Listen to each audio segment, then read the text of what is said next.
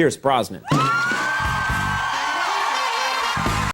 So just over a year ago, a small up-and-coming boutique Blu-ray label called Treasured Films kindly invited me to film an interview with the man himself, Pierce Brosnan, to feature on a new release of his first film, Nomads.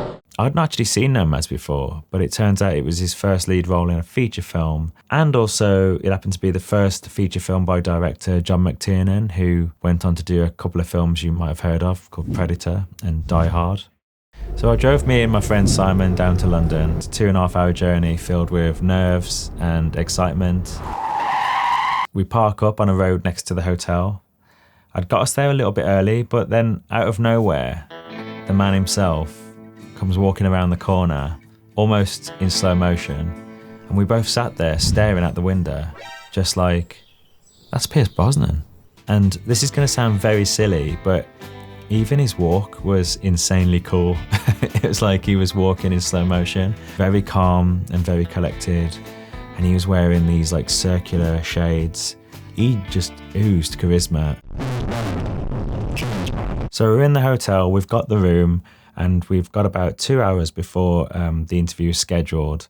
And 2 hours, I think, just gives us enough time to set everything up, move things around, close the curtains, move tables, and get the lights up and the cameras ready. And so this was the result. So this is the master wide shot. I'm just going to give you a quick rundown on the lighting setup here, which was super simple. So this little tube light, just sitting there, I wanted to just use that and make it part of the background and just use it as a feature. And it creates this little gradient up here. I mean, you could have tried to hide it, but I didn't want to start sticking plant pots and all that kind of stuff in frame. I think it was quite nice just having it as a feature in the background. And then behind him, hidden here, which you can't see, is another tube light, which is also creating this gradient on the wall behind him. So there's a bit of fall off. And then basically there's a tube light on a stand that is creating this hair light here.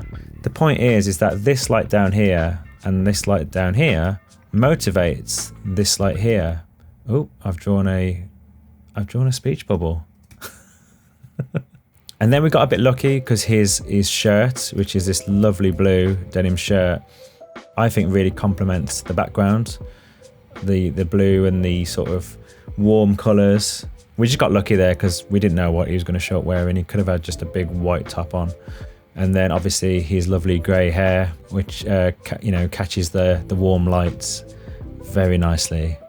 I wish I could have recorded more of the behind the scenes, but at the time I wasn't really planning on doing a YouTube channel, so I didn't really capture tons of behind the scenes footage.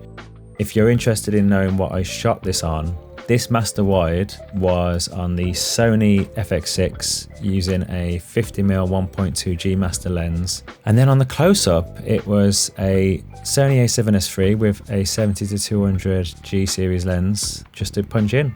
Also, the main key light that's hitting him, pretty much almost front on, is an Aperture 300D Mark II, and that's got an Aperture dome on as well. And that's it, really. Sometimes I think simplicity is good. Keep it simple. Keep it simple. If you've got the budget and you've got the manpower, and the resources, then by all means go crazy, because this isn't the blueprint to make, do an interview, talking head. It's just how I did it with what I had access to. I was tasked with editing the interview as well, so I used Adobe Premiere, but I don't really swear by that. It's just what I'm used to at this point, and I needed to save time. I'd usually grade in DaVinci Resolve, but for quick results, I graded in Premiere using Phantom LUTs as the base point and tweaked it from there. And if you're wondering what he was like in person, well, I'm happy to say he was lovely, really gracious, and got everyone's name on arrival, shook everyone's hand. And he remembered everyone's name as well, not just like getting your name, he remembered it. We chatted a little bit about his brief appearance in The Long Good Friday, which is an amazing film if you haven't seen it. So this is the end result of all that hard work. The interview is available to watch on this Blu-ray disc as part of the special features. Sadly, the interview isn't available on YouTube, but I think it's even cooler that it's on this. I'm a big fan of physical media, and growing up, I used to love the special features. Now to have something that I've created on a release like this that is in the shops, you know, you can get this in HMV or Amazon if you want to.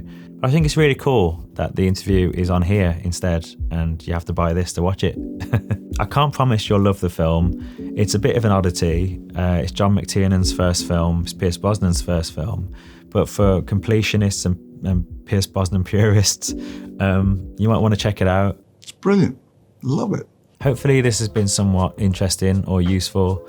My hope really is to demystify filmmaking a little bit and be a little bit transparent in the process, whether that's narrative film or stuff like this. I don't come from money or have any family in the industry, so the journey has been long and tough, but rewarding as well. And if I can help pull back the curtain a little bit for people who want to do similar things, then I will. It's pretty good.